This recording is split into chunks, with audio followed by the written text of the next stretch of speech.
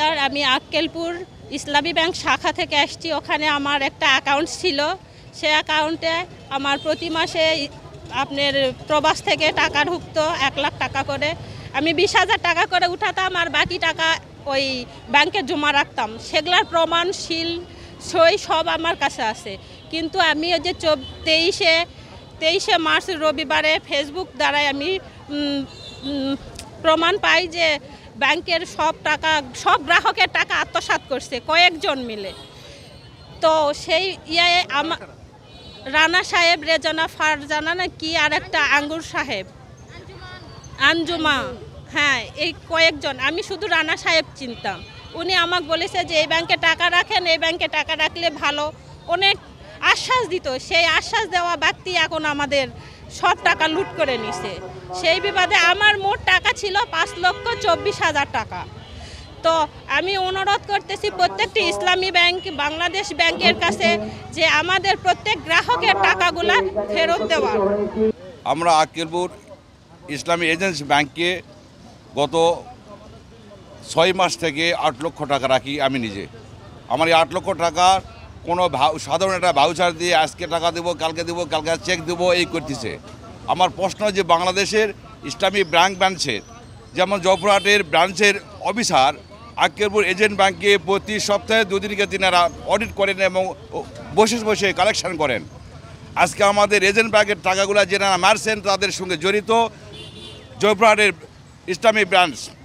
ইসলামী branch অবশ্যই সঙ্গে জড়িত, যেহেতু ব্যাংকটা ওই ব্যাংকটাই আপনার সিসি দ্বারা পরিচালিত এবং ইসলামী ব্যাংকের ব্রাঞ্চের লোক প্রতি সপ্তাহে ওখানে থাকেন একজন করে অডিট করেন, থাকেন, উপস্থিত থাকেন। তাহলে সেখানে এজেন্ট ব্যাংকের মালিকেরা কীভাবে টাকা মারে এনাদের না জানে। আমার প্রশ্ন যে এই টাকাগুলোর সাথে সম্পৃক্ত জয়পুরহাট ব্যালেন্স ব্যাংক, এই ব্যাংক আমাদের টাকা ফেরত দিতে হবে, অন্যথায় আমরা অন্য অবস্থা নেব। আজকের পর আগামী বৃহস্পতিবার পর্যন্ত আমরা সময় দেব। আগামী বৃহস্পতিবারের মধ্যে যদি জয়পুরহাটের ম্যানেজার সাহেব আমাদের টাকা পরিশোধ না করেন তাহলে আমরা ব্যাংক বিকল্প ব্যবস্থা করার জন্য আমরা প্রস্তুতি নেব ইনশাল্লাহ।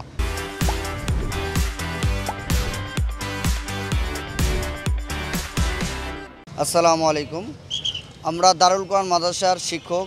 এখানে আমরা আসছি মানববন্ধনের উদ্দেশ্যে। আমাদের আক্কেলপুর এজেন্ট শাখা ব্যাংকের 2টা অ্যাকাউন্ট ছিল।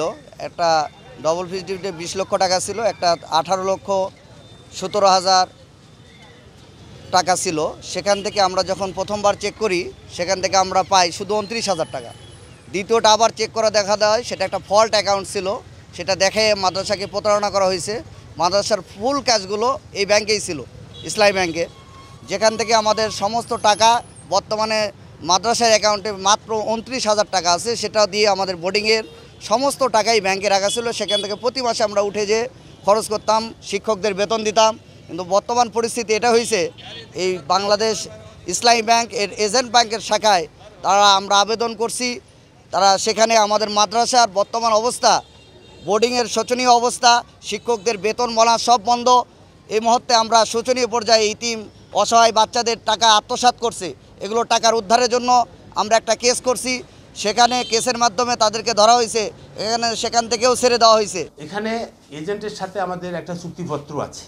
সেই চুক্তি অনুযায়ী এজেন্ট ব্যাংকের প্রতিনিধি হিসাবে ওইখানকার কার্যক্রম পরিচালনা করবে এবং সমস্ত অপারেটিং সিস্টেম এজেন্টের কর্তৃত্বে, অর্থাৎ এজেন্ট স্বয়ং এজেন্ট ইনচার্জ নিয়োগ করতে পারেন, নিজেও এজেন্ট ইনচার্জ হতে পারেন, ক্যাশিয়ার একজন নিয়োগ করতে পারেন, তারপরে আপনার অন্যান্য পদের লোকদেরকেও নিয়োগ করতে পারেন। তো ওখানে যে ঘটনাটা ঘটেছে, তারা এজেন্ট ইনচার্জ যাদেরকে নিয়োগ করেছে তারা গ্রাহকদের সাথে প্রতারণা করেছেন। এই প্রতারণাটা জমার ক্ষেত্রে করা হয়েছে যে জমা স্লিপ, ব্যাংকে যেরকম জমা স্লিপ আছে এরকম জমা স্লিপ ব্যবহার করা হয়েছে। ওটা তো ব্যাংক না, এটা এজেন্ট। এই জন্য ওখানে একটা টেকনোলজি বেসড ট্রানজ্যাকশন সিস্টেম, যে যখনই আপনি জমা করবেন আপনাকে অটো জেনারেটেড ভাউচার বের হয়ে আসবে, আবার মেসেজও মোবাইলে যাবে। তো জমার ক্ষেত্রে তারা কি করছে, এই গ্রাহকদের সাথে প্রতারিত করে হয়তো বা সম্ভবত একটা ভালো রিলেশন তারা বিল্ড আপ করছে, করে দেখা গেল যে তারা ওই জমা স্লিপে স্বাক্ষর নিয়ে পেমেন্টটা তারা যে রিসিভ করছে। ফিক্সড ডিপোজিট করছে, সেখানে সাধারণ একটা চেক দিয়ে বোঝানো হয়েছে যে এটাই আপনার ফিক্সড ডিপোজিট রিসিভ। তো প্রত্যেকটা ট্রানজ্যাকশনের পিছনে তো এখানে মোবাইলে মেসেজ আসবে, অ্যাকাউন্টের ব্যালেন্সটা দেখতে পাবেন। তো সেই কাজটা সে গ্রাহকদেরকে প্রতারিত করে সে আস্থায় মানে নিয়ে আসছে যে আপনার ঠিক আছে, সব ঠিক আছে, এইভাবে তারা প্রতারণাটা করছে।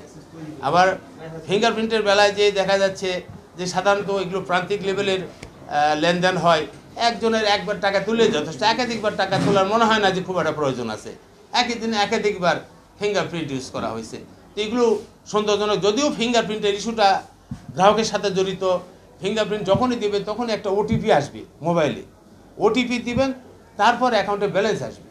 তো এতগুলো প্রক্রিয়া যে সিকিউরিটি মেজার আছে, এগুলোকে সবগুলোকে তারা মিনিমাইজ করতে সক্ষম হয়েছে প্রতারণার মাধ্যমে। তো গ্রাহকদেরকে তারা ক্ষতির মধ্যে ফেলে দিয়েছে, গ্রাহকরা ক্ষতিগ্রস্ত হয়েছেন। এই ক্ষতিগ্রস্ত গ্রাহকদের স্বার্থ উদ্ধারের জন্য আমরা ক্রিমিনাল মামলাসহ গ্রাহকের অর্থ আদায়ের জন্য মানি স্যুট বা অন্যান্য যেগুলো মামলা আছে, সব ধরনের মামলার প্রক্রিয়া প্রায় চূড়ান্ত পর্যায়ে। আসলে আমরা চাচ্ছিলাম সর্বোচ্চ পরিমাণ গ্রাহককে এখানে ইনক্লুড করা, সকলের স্বার্থটা যেন রক্ষিত হয়। তো সেই জন্য সামান্য একটু দেরি হয়ে গেছে, তবে এই দেরিটা আমাদের অনিচ্ছাকৃত। আমরা কিন্তু ছুটির দিনেও এই কাজগুলো আমরা দ্রুত এগিয়ে নেওয়ার চেষ্টা করছি। আপনারাও জানেন ইতিমধ্যে আমরা আকিলপুর থানায় যে পর্যন্ত আমরা পেয়েছি আর সমস্ত তথ্য উপাত্ত আমরা আকিলপুর থানার অফিসার ইনচার্জকে আমরা দিয়েছি। ওনারা যেন ওই মামলাতে, যে মামলাটা আকিলপুর মাদ্রাসা দারুল মাদ্রাসা থেকে করা হয়েছে, সেই সাথে এইগুলোকে যেন টেক করে দেন।